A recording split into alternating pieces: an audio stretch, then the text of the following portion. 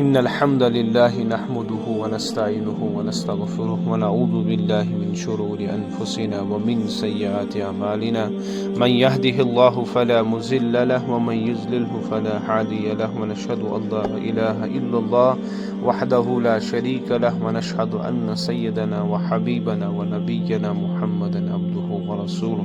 درود شریف پڑھو. اللهم صل على محمد وعلى آل محمد كما صليت على إبراهيم وعلى آل إبراهيم إنك حميد مجيد.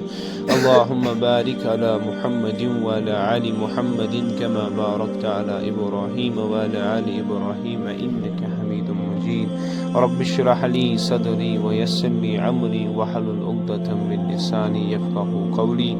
ربي زدني علما ربي زدني علما ربي زدنا علما. اللهم ألهمنا رشدنا وأعذنا من شرور أنفسنا يا مقلب القلوب ثبت قلبي على الدين. اللهم علينا الحق حقا وارزقنا اتباعه وعلينا الباطل باطلا وارزقنا اجتنابه. آمین یا رب العالمین. السلام علیکم ورحمۃ اللہ وبرکاتہ. تو اللہ تعالیٰ سن احسان فضل کرم یہ مولانس بی ایک دوبار جمعہ کے مبارک کس دوہس دین جس نسبت میں جمع گسنو توفیق. اللہ سے ہمیشہ یہی دعا ہے کہ یہ مجلس ہمارے لیے ہدایت کا باعث بن جائے اور عالم آخرت اس اندر بننے نجات تو رحمت و ذریعہ. تو الحمدللہ اللہ ہی کے فضل و کرم سے ہم سیرت کا مطالعہ کر رہے ہیں کہ سیرت کا آج 17th لیکچر ہے کہ جس میں نبی آخر الزمان صلی اللہ علیہ وسلم کی ہم زندگی کا مطالعہ کر رہے ہیں اور نبی علیہ الصلوۃ والسلام کی جو بھی مشرکین عرب کی طرف سے جو تکلیفیں دی گئی ان میں سے ابو جہل یا عتبہ بن ربیعہ یا ولید بن مغیرہ یا ابی بن خلف یہ جو بندے تھے اور مختلف طریقوں سے نبی علیہ الصلوۃ والسلام تکلیفات جوان. بلکہ مسلم شریف میں روایت ہے کہ حضرت ابو ہریرہ رضی اللہ تعالیٰ عنہ راوی حدیث مبارک تم شمانان کی ایک دو ہسا سردار قریش ابو جہل سنو کہ محمد صلی اللہ علیہ وسلم ہسا سرب سجود گسان اور اپنے رب کی عبادت کرتا ہے ہم لوگوں کے سامنے اور روشن کی مسکان کرے کہ. تو ابو جہل نے کہا مجھے لات اور عزا کی قسم باسا گس آج میں جاؤں گا. اور نبی علیہ الصلوۃ والسلام کو ثم معاذ اللہ نقل کفر وہ اس نے کہا کہ جیسے ہی نبی علیہ الصلوۃ والسلام سجدے میں جائے گا سجد کر میں ان کی گردن کو موڑ دوں گا اور ثم معاذ اللہ میں اللہ کے نبی صلی اللہ علیہ وسلم کو اس خاک میں ان کے چہروں کو آلودہ کر دوں گا. یہ اس کے الفاظ تھے. تو جیسے ہی نبی علیہ الصلوۃ والسلام مکہ کے کعبہ کے سامنے اللہ کی بندگی کر رہے تھے نماز میں سے کھڑا تو ابو جہل آیا اور اسی نیت سے آیا ثم معاذ اللہ کہ نبی علیہ الصلوۃ والسلام کو یہ تکلیفیں دینے کے لیے. تو امساتی ابو جہل اجت وہ تو اللہ نے غاب نظام چلا غیبک نظام چلائی کہ لوگوں نے کیا دیکھا کہ ابو جہل اپنے آپ کو بچاتے ہوئے وہاں سے واپس چلا رہا تھا. سو اس اپن پن پان بچاون پر اس واپس یوان. تو ابو جہل لوگوں نے اچانک سے جب دیکھا تو ابو جہل سن کے ابو جہل سہسا گو کی اور ایک نیت ثم معاذ اللہ کہ نبی علیہ الصلوۃ والسلام کی توہین کے لیے ان کو تکلیف دینے کے لیے آپ چلے تھے. سکیاز آخ پنون پلو سمٹ کر آپ لوگ خوف کی وجہ سے آپ آگے آ رہے. اور ابو جہل شماران کے امساد میں نبی علیہ الصلوۃ والسلام اس قریب گو اس تکلیف دینے خاطر تو میرے سامنے آگ ظاہر اور اس آگ نے مجھے آگے چلنے نہیں دیا. نارن ترونس اور اس قدر خوفناک وہ آگ تھی کہ اب میں اپنے آپ کو بچاتے ہوئے چلا. یعنی یہ حقیقت اللہ نے اس پر عیاں بھی کر دی کہ محمد صلی اللہ علیہ وسلم جیسے ہستی عام ہستی اس یسب سے حسب تم سے کروں وہ ممکن نہیں. اللہ اس کا محافظ ہے اللہ اس کی حفاظت کرنے والا ہے اللہ اس کا الحفیظ ہے. اور اس وجہ سے کہ اس کے بعد جب لوگوں نے اسے کہا اور نبی علیہ الصلوۃ والسلام غون تھے یا صحابہ کہ اگر یہ ابو جہل قریب آ لیتا تو یہ آگ کا فرشتہ اسے چک لیتا اسے ختم کر دیتا. تو یہ اللہ کی طرف سے خصوصی پروٹیکشن تھی جناب رسول اللہ صلی اللہ علیہ وسلم. حالانکہ ابو جہل کو جو تو ظاہر سی بات ہے امساتی یہ اسنا وش کہ اچانک خسا گمنار کو باقی لوکنان بوزن ابو جہل کو دیکھا. بس اللہ نے اسی کو دکھایا کہ آگ سامنے ہے آگ کا فرشتہ سامنے ہے.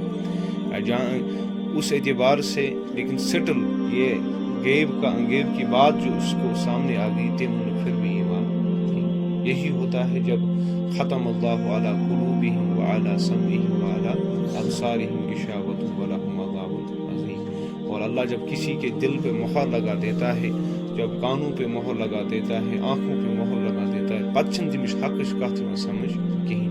وہ کتنا بھی کوشش کر لے حق کو سمجھنے کے لیے تمس حقش کتھ بالکل دور دور تک تمہیں سمجھ کہین. اس بنا پر کیونکہ وہ بندہ ریڈی ہوتا ہے کس کے لیے؟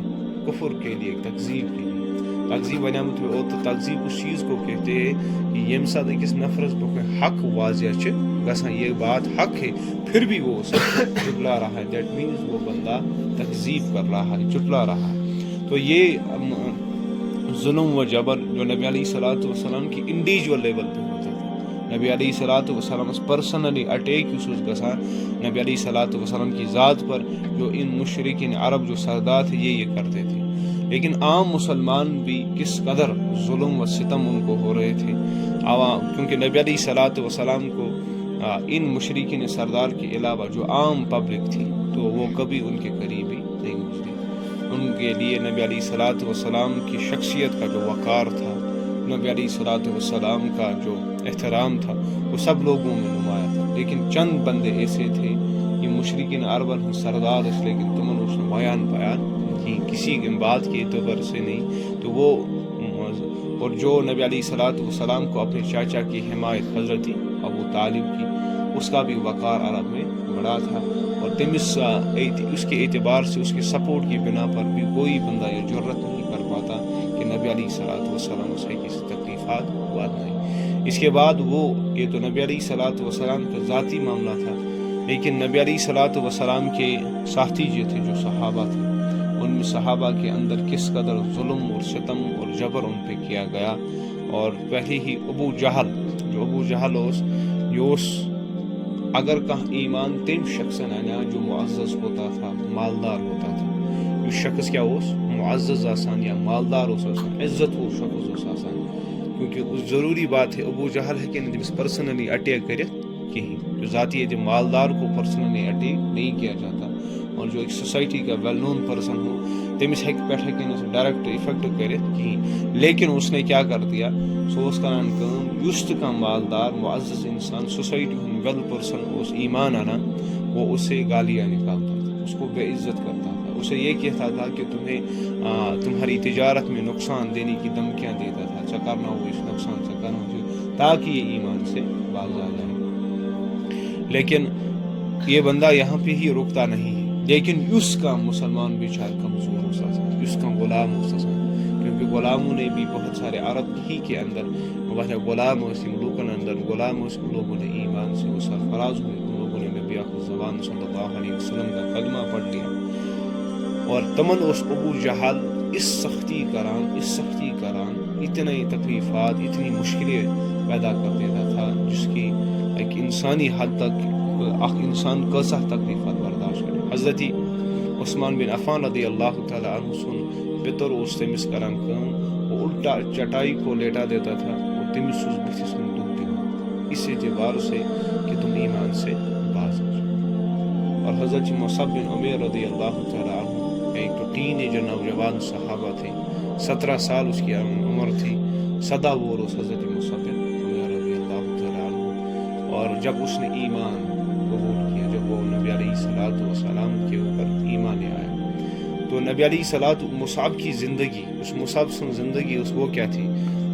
عرب کے نوجوانوں میں سب سے ٹین ایجر خوبصورت نوجوان مصعب بن عمیر. عرب کے نوجوانوں میں سب سے زیادہ عمایہ ڈریس جو سوئیت مصعب بن عمیر یہ، بلکہ بعض روایات میں یہ آتا ہے کہ مصعب بن عمیر کا شلوار شام سے آ جاتا تھا اور 200 درہم کا ایک بندہ جوڑا پہنتا تھا. 200 درہم یعنی 1000 درہم.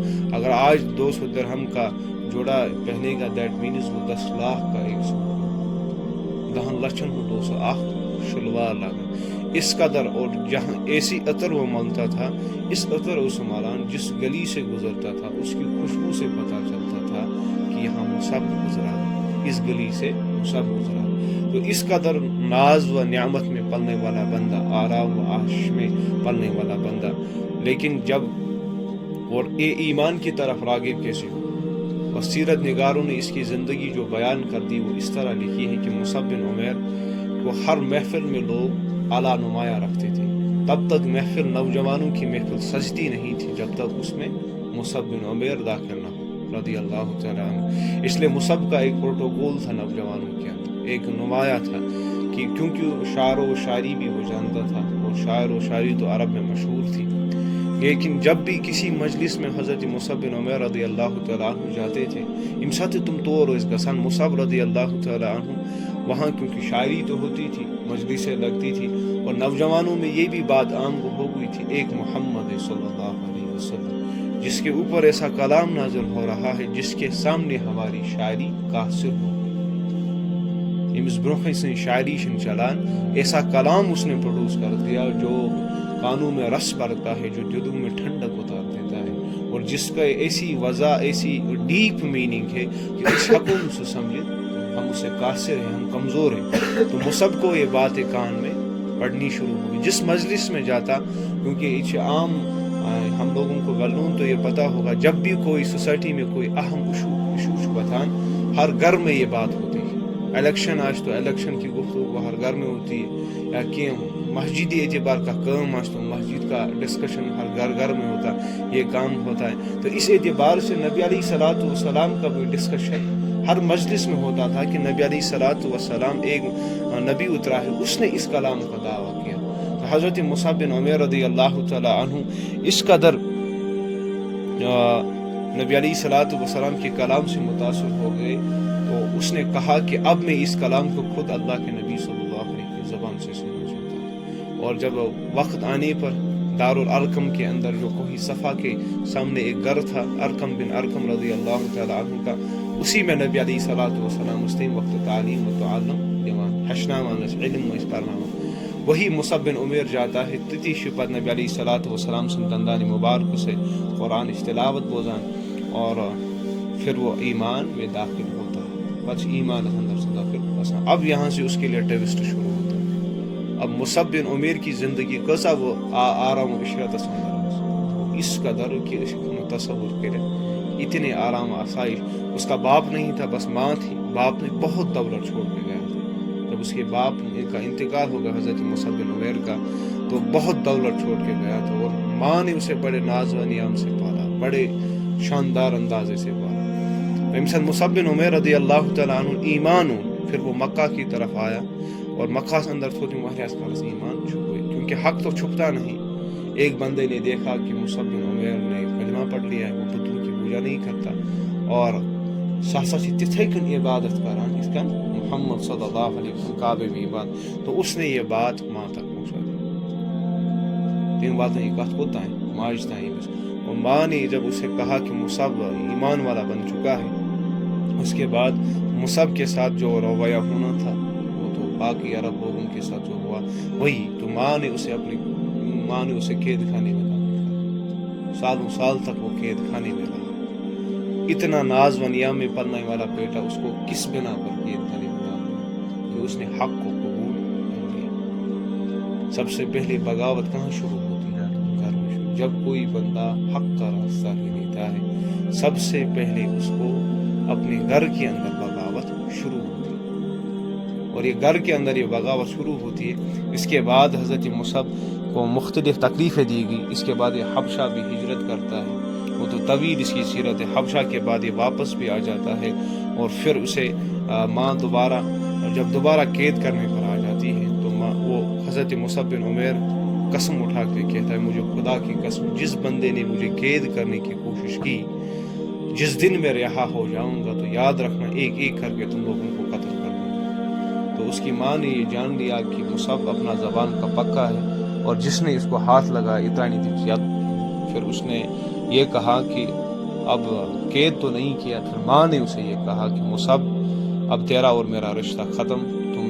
میں تیرے لیے مر گئی، تو میرے لیے مر گئی. ہمارا بیٹا اور ماں کا رشتہ ختم ہو گیا. تو جس راستے پر جا اس راستے پر جا. لیکن حضرت مصعب بن عمیر بڑے روتے رہے ماں کے سامنے، اور التجا کرتے رہے ماں جو اس میں التجا کرا کہ اماں جان کہ تم ایمان میں آ جاؤ، حق کی پرستش کرو، اس نے کہا کہ میں اپنے باپ و اجداد کا دین نہیں چھوڑوں۔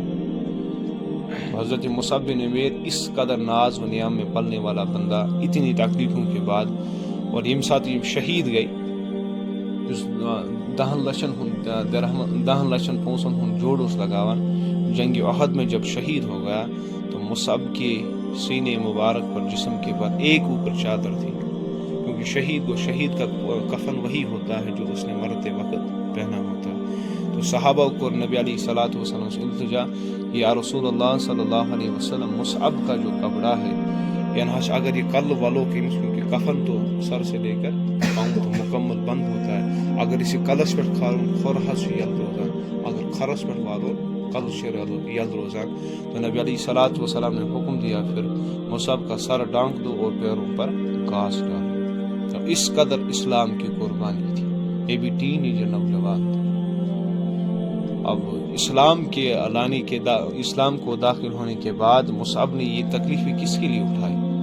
اللہ کے لیے قربان کر دی، کیونکہ اللہ نے کہا ان اللہ حشر علی المؤمنین بانفسہم لہم الجنہ، یقیناً اللہ نے ایمان والوں کی جانیں خرید لی، ان کا مال خرید لیا، کس کے عوض میں؟ جنت کے عوض میں۔ ہم نے اللہ کے ساتھ سودا کر دیا، ہماری جان کا ہماری مال کا ایک سوداگر ہے، وہ کس سے ہم نے سودا کر دیا؟ اللہ سے سودا۔ کس کے عوض میں سودا کر لیا؟ جنت کے عوض میں، کہ ہماری جانوں پہ اللہ کا حکم چلے گا، ہمارے مال پہ اللہ کا حکم چلے گا۔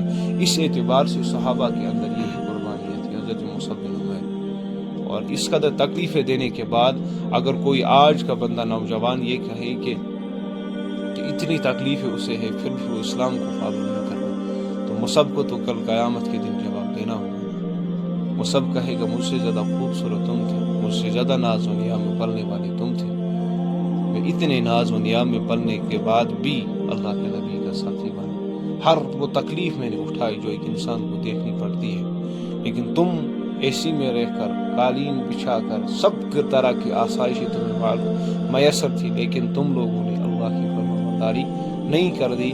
تو اس مصعب کو بھی ہمیں نوجوانوں کو جواب دینا ہے کہ اس وقت ہمارے پاس مصعب رضی اللہ تعالیٰ عنہ کو جواب نہیں ہو۔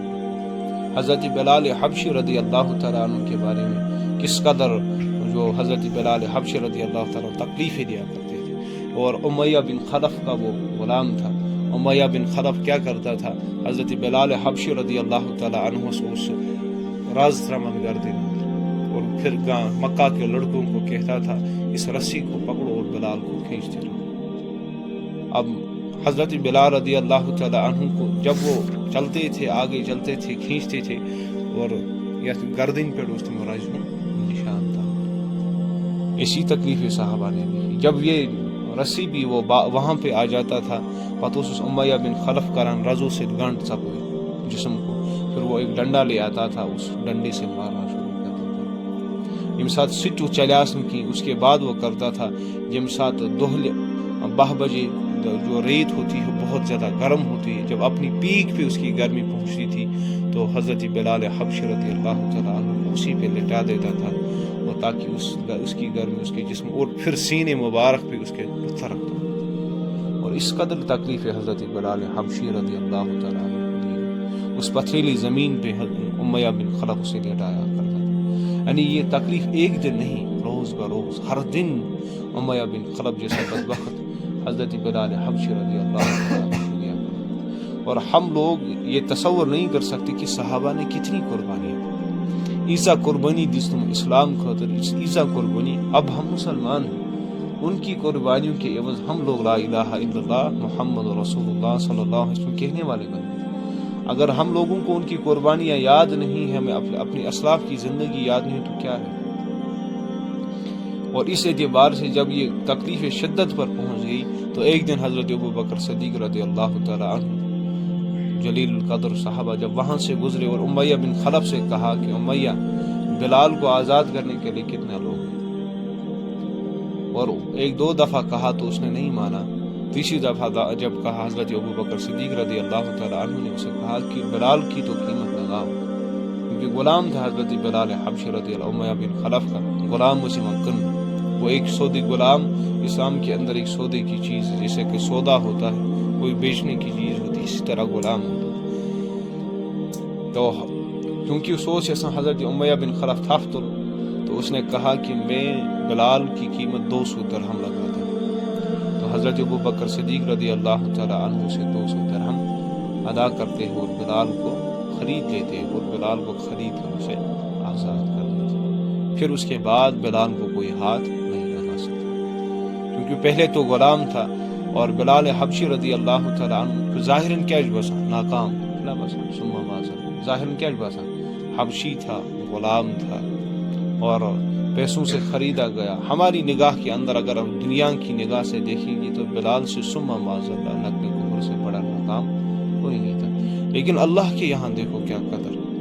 ایک دن نبی علیہ الصلوۃ والسلام خواب کے اندر جنت میں گئی، اور جب جنت اس اندر گئی تو آگے ایک قدموں کی آہٹ آ رہی تھی، برونکھ اس قدمن اس آہٹ پکان، تو فرشتوں سے کہا جنت کے اندر کہ اے فرشتوں یہ قدموں کی آہٹ میرے سامنے کون چل رہا ہے؟ تو فرشتوں نے جواب دیا یا محمد صلی اللہ علیہ وسلم یہ آپ کا غلام حضرت بلال حبشی رضی اللہ تعالیٰ۔ تو نبی علیہ الصلوۃ والسلام شمانا بلال تو مدینہ میں ہے، اس کے قدموں کی آہٹ کیسے جنت میں پہنچ گئی؟ تو یہ اللہ نے پہنچا دی، اور پھر آ کر اللہ نے بلال حبشی رضی اللہ تعالیٰ عنہ کو کہا کہ بلال ایسا کیا عمل کرتے ہو کہ تمہاری قدموں کی آہٹ جنت میں پہنچ گئی؟ تو اس نے کہا کہ یا رسول جب مجھے موقع ملتا ہے تو تحیۃ الوضو کی 2 رکعتیں نفل نماز پڑھتا ہوں، حالانکہ اتنی قربانیاں تھیں، اس قدر کے اعتبار سے کہا۔ اور حضرت بلال رضی اللہ تعالیٰ عنہ کا یہ مقام کس نے بنا دیا؟ ظاہر میں دنیا میں وہ تو کچھ نہیں تھا، لیکن اللہ کے یہاں اس قدر بڑی سیلیبریٹی تھی جس کو ہم تصور میں نہیں کر سکتے۔ اور دوسری مقام پہ اللہ کے نبی صلی اللہ علیہ وسلم کے حضرت بلال حبشی کی شان ہے۔ ایک صحابی نے کہا کہ یا رسول اللہ صلی اللہ علیہ وسلم حضرت بلال حبشی ہسا تھوڑا کجر گسان کیش گسان کجر پانت آزان حسن میں صحیح نیران کہ کجر اعتبار سے گسان، تو اس لیے میں آزان دیا کروں گا، تو حضرت بلال حسن پتھی پانس میں معزن دوں گا مدینہ کا۔ جب ساتھ نبی علیہ الصلوۃ والسلام ٹھیک اچھا پرت سوئی آزان، حضرت بلال حبشی پیچھے رہ گئے، اس نے آزان نہیں دی۔ جب یہ آزان ہوئی، آزان ہونے کے بعد نماز ہوئی، لیکن گاہ شام تو یہ معاملہ پھر اللہ کے نبی صلی اللہ علیہ وسلم تو اللہ سے وحی نازل کر دی نبی علیہ الصلوۃ والسلام پر، یا رسول اللہ صلی اللہ علیہ وسلم جب تک بلال آزان نہیں دے گا دنیا میں روشنی نہیں ہوگی۔ اللہ کے یہاں بلال کا یہ مقام تھا، اس کی وجہ سے دنیا کی ٹائم کو اللہ نے روک دیا۔ تو اس لیے ظاہر اعتبار سے ہم دیکھتے ہیں کسی بندے کو اپنی نگاہ سے لگتا ہے کہ ناکام ہے، لیکن اللہ کے یہاں اس کا کیا مقام ہے، اللہ کے یہاں کیا قدر و قیمت ہے، اللہ کے یہاں کتنی بڑی سیلیبریٹی وہ بن چکی ہے، اس حکومت میں انداز کرے تھی۔ اس لیے ہمیں ہمیشہ اپنے آپ کو کسی عوض میں تولنا ہے، اللہ کی نگاہ میں ہم کیا ہیں، اللہ کے یہاں ہمارا کیا مقام ہے، کیونکہ قرآن میں بھی آتا ہے ان اکرمکم عند اللہ اتقاکم، تم میں سے سب سے بڑا معزز سٹیٹس فل مین تمام کو تمام خود عزت وول انسان جس کے اندر تقویٰ کی صفت ہو، جو اللہ سے ڈرنے والا ہو۔ اس کے بعد حضرت عمار بن یاسر رضی اللہ تعالیٰ عنہ کا واقعہ آتا ہے، جو حضرت عمار بن یاسر رضی اللہ تعالیٰ عنہ، حضرت یاسر یہ بھی غلام تھے، لیکن یہ مکہ کے رہنے والے نہیں تھے، یہ شاید غالباً یمن سے آئے تھے کام کے لیے، لیکن اسی عوض میں غلام بنے۔ لیکن جیسے ہی مخزوم کے یہ غلام تھے، تو جیسے ہی نبی علیہ الصلوۃ والسلام کی دعوت کا پتہ چلا تو ان لوگوں نے بھی کلمہ پڑھ لیا۔ حضرت عمار بن یاسر، عمار ان کا بیٹا تھا، یاسر اس کا باپ تھا، اور یم ساتھ یمو کلمہ پور تو ابو جہل سب سے اسلامی بڑا دشمن، اس نے ان لوگوں پر اس قدر ظلم و ستم کر دے، اللہ بچائے، کس قدر ظلم و ستم کر دے، کس قدر ظلم و ستم کر دے کہ ہمیشہ کوڑے مارتا رہا، بلکہ ڈنڈن سوتے اسے کوئی گڑان، جیسے کہ پلر سامنے اسی کے ساتھ رسی باندھی جاتی تھی، پتوں سے کوڑ آنا وہ کو مارتا تھا، پتوں سے لایا اور اس کے بعد پتھریلی زمین پر، کیونکہ عرب کی زمین جب تپش ہوتی ہے سیک پہ ٹھیک انسان خرنور ناممکن ہے کہ کوئی بندہ ایسے ہی چلے ریت کے میدان پر کہ ساتھ پیک لیول وہ بہت زیادہ گرم ہوتی ہے، انتہائی گرم ایون کہ اگر زیادہ کالس روز انسان تک تم سن چمڑ دائز جسم اگر وہ خالی بغیر کپڑوں کے رہے تو اسی پتھریلی زمین پر وہ رکھتا تمنی پہ تمن ساوان اور پتہ سو کوڑ دیوان، اور اس قدر تکلیفیں دیتے رہا ان قریب سے حضرت یاسر رضی اللہ تعالی عنہ یہ اپنی زخموں کی تاب نہ لا کر انتقال کر اسی اسناس میں۔ اب اس کی جو بیوی تھی جس کا نام تھا سمیہ رضی اللہ تعالی عنہ، حضرت سمیہ کو بھی ابو جہل نے نہیں چھوڑا اور وہی کوڑے مارتا رہا، تکلیفیں دیتا رہا، جس قدر جو ممکن ہو اس قدر وہ تکلیفیں حضرت سمیہ کو دیتا رہا۔ پھر ایک دفعہ ابو جہل ایک چھوٹا سا بت لے کر حضرت سمیہ رضی اللہ تعالیٰ عنہ کے سامنے میں آتا ہے، پچھس ونان کی سمیہ تم یہ کہو کہ اس میں بھی تھوڑا کچھ ہے میں تمہیں چھوڑ دوں، سون میں یہ مستش کے اختیارات میں تمہیں چھوڑتا ہوں، بتراوت سیال میں تمہیں مزید تکلیفیں نہیں کروں گا۔ تو حضرت سمیہ رضی اللہ تعالیٰ عنہ اس بت پر تھوکتی اور ابو جہل پر بھی تھوکتی۔ ابو جہل کو اس قدر غصہ شدید آتا ہے کہ وہ اپنا وہ نیزہ اٹھاتا اس کی شرمگاہ میں داخل کرتا اور وہی اس کی موت ہو جاتی۔ اسلام کی پہلی شہادہ حضرت سمیہ رضی اللہ تعالی عنہ، سب سے پہلے اسلام کے لیے قربانی دینے والی مرد نہیں مستورات تھی، جس نے اپنے آپ کو اسلام کے لیے شہید کر دیا، جس نے اپنے آپ کی قربانی اسلام کے لیے پیش کر دی، لیکن ابو جہل کے سامنے جھکے، ابو جہل جھکے اتنی تکلیفوں کے بعد بھی، اتنی حالانکہ پتھریلی زمین پہ سیک پٹھ ساوان کوڑ سیوان دن طرح طرح کی تکلیفیں، بھوکا رکھا جاتا تھا، تریش سنیوان دن کی ہر طرح سے جو بھی ظلم و ستم ہو سکتا تھا تمن پٹ کرنا، لیکن مستورات ہو کر بھی وہ ابو جہل کے سامنے جھکی نہیں اور اللہ کے لیے اپنے آپ کو قربان کر دی، اللہ کی توحید کے لیے، اللہ کی ربوبیت کے لیے اپنے آپ کو قربان کر دیا، اور خاندان تو گزرا، خاندانی تو گزری۔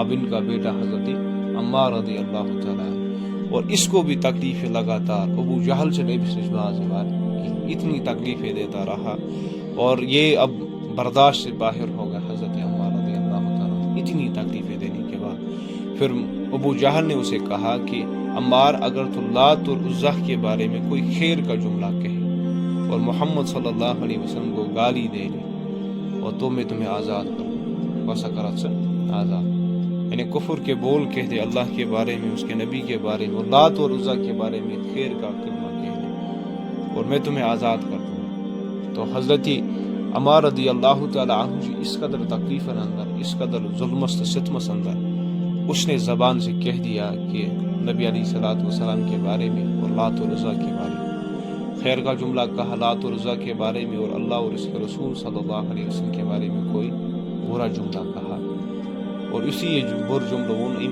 ابو جہل نے اس کو آزاد کر ابو جہل روئی دیا، لیکن یہ اس قدر روتا ہوا اللہ کے نبی صلی اللہ علیہ وسلم کے پاس آیا اور معذرت کر لی اور کہا کہ یا رسول اللہ صلی اللہ علیہ وسلم، میں نے آپ کے بارے میں جو برائی کی، جو بری بات کر دی اور لات و عزا کے بارے میں خیر کی بات کر دی، اور میرا ایمان تو بس اللہ ہی پر ہے، لیکن میں مجبور ہو گیا اس قدر ظلم و ستم مجھ پر، تو اللہ نے اس کے اوپر قرآن مجید کے اندر سورہ نحل میں آیت اتاری، من کفر باللہ من بعد ایمانہ الا من اکرہ وقلبہ مطمئن بالایمان، من کفر باللہ جس نے کفر کیا اللہ کے ساتھ، من بعد ہی ایمان ہونے کے بعد، الا من اکرہ لیکن مگر وہ ناپسند کرتا ہے، وہ قلب ہو اس کے دل کے اندر، مطمئن بالایمان اور اطمینان ہے ایمان پر، یعنی اللہ نے یہاں پہ ایک چھوٹ اب مسلمانوں کے لیے دے دی کہ یہ کہا کہ جو بندہ اس ظلم و ستم سے آزاد ہونے پر، حضرت عمار رضی اللہ تعالیٰ عنہ کی عوضی آیت نازل ہوئی کہ انہوں سے حضرت عمار رضی اللہ تعالیٰ عنہ کہ عمار اور جنرل کے لیے رول بنا کہ جو جان بچانے کے عوض میں، ظلم و ستم کے آزاد ہونے کے عوض میں کلمہ کفر کہہ دے، لیکن دل اس کا کس پر ہو؟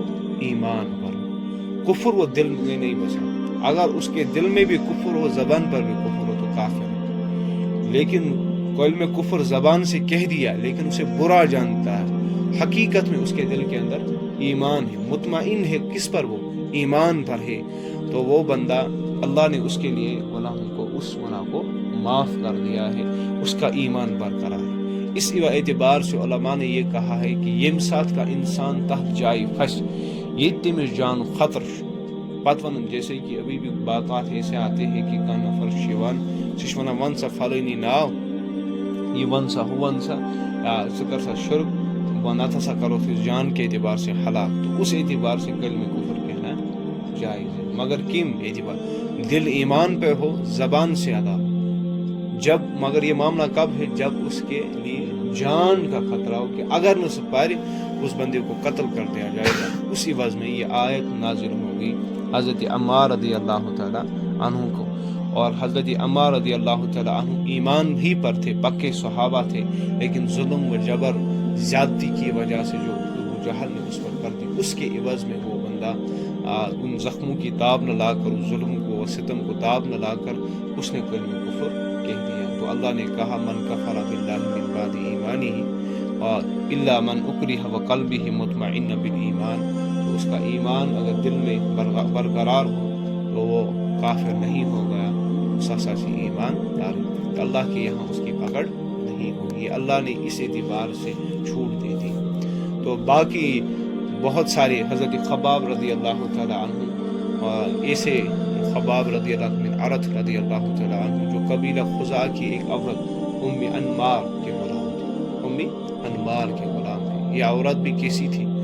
مشرکین نے حضرت خباب رضی اللہ تعالی عنہ کو اتنے ظلم و ستم سے کیے، اتنے ظلم کیے کہ تم سن مستو لے سے نوچتے تھے اس کے بارے، اور گردن مروڑتے تھے، گلا سے پور فرن، گلا سے پور فرن، اور کوڑوں سے مارا جاتا تھا بھی انتہا درج ہمسا تم اترو کی۔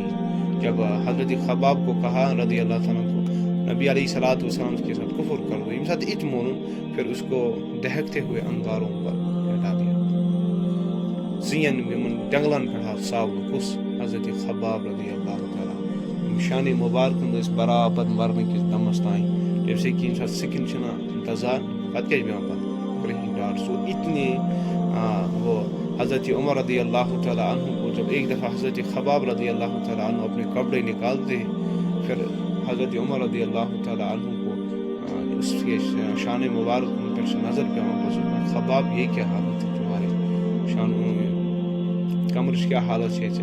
اس کے بعد حضرت عمر رضی اللہ تعالیٰ عنہ اسی سوال کرا، اور اس خباب بنا یہ وہ زخم ہے جو مشرکین عرب نے مجھے دے دیے، کہ مجھے محسا دہکتے ہوئے انگاروں پر مجھے لٹایا تھا۔ اس قدر قربانی کن لوگوں نے دی؟ صحابہ نے دی تھی۔ کسی وجہ پہ قولوا لا الہ الا اللہ محمد رسول اللہ صلی اللہ علیہ وسلم، یعنی بہت ساری صحابہ ہیں، ہر ایک کی صحابہ کی زندگی، اور مختصر سے یہ واقعات ہم لوگوں کے سامنے آ گئے کہ واریاں صحابہ، کیونکہ ایک کتاب ہی آتی ہے صحابہ کی زندگی کے حقائق صحابہ، ان کے بارے میں اس کا مطالعہ ہم لوگوں کو سب کو کرنا چاہیے کہ کس اعتبار سے صحابہ کے اندر کون کون سی تکلیفیں دی گئی۔ اور مستورات میں بھی تین لونڈیاں ایسی تھی، زنیرہ، ناہیدہ اور ان کی صاحبزادہ ام ابسہ، ان کو بھی مشرکین عرب نے کتنا ستایا، کتنا منصوب وحیہ ذات پٹائی اس وقت۔ حضرت عمر رضی اللہ تعالیٰ عنہ اور اس کے قبیلے کی ایک خاتون تھی جو غلام تھی، انہیں اس نے حضرت عمر رضی اللہ تعالیٰ عنہ ایمان انمت کی، اس خاتون کو اتنا پیٹتے تھے حضرت عمر رضی اللہ تعالیٰ عنہ اس تھکان، لیکن پتہ اس تمس خاتون ونان کہ ابھی میں تھکنے کی وجہ سے میں نے آرام کرا، یہ میں سوچ کہ میں نے تم پہ ظلم بند کر دیا۔ تو آخر کار ان سب کو، ان غلاموں کو، جو یہ غلام تھے حضرت خباب یا زنیرہ کو، ناہیدہ کو اور ام ابسہ کو اور اس غلام کو، سب کو آزاد کر دیا حضرت ابوبکر صدیق رضی اللہ تعالیٰ عنہ، سب کو آزاد کر دیا۔ اور خرید کر پھر آزاد کر دیا ان کی زندگی اس ظلم سے اور ستم سے. اور اب اندازہ لگا سکتے ہیں کیوں ہے ابو بکر صدیق رضی اللہ تعالیٰ عنہ سابق الاولین. تو اس اعتبار سے ہم لوگوں کے سامنے ایک ہی نصیحت یہاں پہ جو ملتی ہے ان واقعات کو سننے کے بعد کہ اسلام کے جب ایک بندہ اسلام کے اندر داخل ہوتا ہے تو کتنے ظلم و ستم سے اسے گزرنا بھی پڑتا ہے.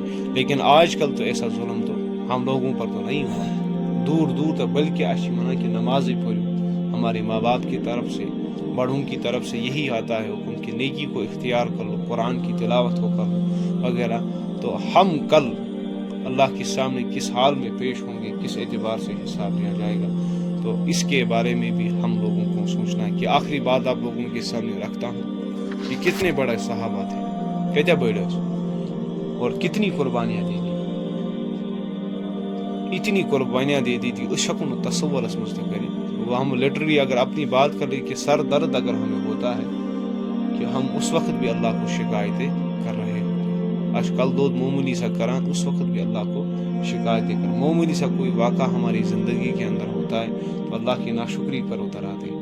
لیکن ایک سوال میں آپ لوگوں سے یہاں پہ یہ کروں گا آخر کے اندر, حضرت ابو بکر صدیق رضی اللہ تعالیٰ عنہ کتنی بڑی ہستی, حضرت عمر بن خطاب رضی اللہ کتنی بڑی ہستی, اور جن صحابہ کا ہم نے ذکر کر دیا, حضرت خباب, حضرت بلال حبشی, حضرت مصعب بن عمیر, حضرت عثمان بن عفان, حضرت عمار بن یاسر رضوان اللہ تعالیٰ علیہ مجمعین, کتنے بڑی قربانی دے کر اور اپنے آپ کو پیش کیا اللہ اور اس کے دین کے لیے. کیا بڑے مقام اس پر حاصل. اب یہاں پہ ایک سوال میں کیا کروں گا, قیامت کے دن ہمیں کتنے سوالوں کا جواب دینا, 5 کتن سوال ہو. گۄڈنِچ زندگی کہاں خرچ کر دی, دویم جوانی کہاں خرچ کر دی, تریم مال کمایا کہاں سے اور خرچ کہاں کر دیا. 2 سوالات مختلف, اور جو تمہیں علم دیا تھا اس پر عمل کتنے کی. یہ 5 سوال کی میں تھی وہ یہی 5 سوال ابو بکر صدیق کو, یہی 5 سوال حضرت عمر کو, یہی 5 سوال حضرت بلال حبشی کو, یہی 5 سوال حضرت عثمان بن عفان کو, یہی 5 سوال حضرت علی کرم اللہ تعالیٰ, یہی 5 سوال تمام صحابہ کو, یہی 5 سوال آپ لوگوں کو, مجھے بھی. ان کی کیا تیاریاں تھیں اور ہماری کیا تیاریاں تھیں, وہ کس لیول پہ سوچتے تھے اسلام کے, ہم کس لیول پہ سوچتے ہیں, وہ اسلام کے لیے کس قربانی کو دینے کے لیے تیار تھے, ہم کس لیول تک اسلام کے لیے قربانی دینے کے لیے تیار ہیں. اگر اس سوچ کو ہم اپنے اندر داخل کر لیں تو ہمیں احساس ہوگا کہ کیوں حضرت ابو بکر صدیق رضی اللہ تعالیٰ عنہ اتنی قربانی دینے کے بعد اس بلان کی میں گاس کا تنکا ہوتا جو آگ میں جلا دیا جاتا اور اس کا حساب و کتاب نہ ہوتا. خود حضرت ابو بکر صدیق, حضرت عمر رضی اللہ تعالیٰ عنہ مانا کاش میں چہچہاتی ہوئی چڑیاں ہوتی جو اڑتی پھر تو اس کا کل حساب نہ ہوتا. لیکن ہم ایسے سوئے بیٹھے ہیں کہ اشن دور دور تک اش جنتک ٹھیک دار بلکہ تھامت کہ اگر اس 5 وقت نماز پڑھ تو ماشاء اللہ وہ تو وقت کا بہت بڑا بڑی اللہ بن گیا. لیکن اس کے اعتبار سے ہمیں کوشش کرنی ہے, صحابہ کی زندگی کو پڑھ کر یہ ہمیں نصیحت حاصل کرنی ہے کہ صحابہ نے اللہ اور اس کے رسول کے لیے اور قرآن کے لیے اور اسلام کے لیے کیا کیا قربانی دی, پھر بھی وہ کتنا اس کو کم سمجھتے, لیکن ہم تھوڑا سا کرنے کے بعد بھی کتنا بڑا سمجھتے ہیں. تو اللہ تعالیٰ دین من بوز عالمت کا توفیق. سبحانک اللہم و بحمدک و نشہد ان لا الہ الا انت استغفرک و اتوب الیک.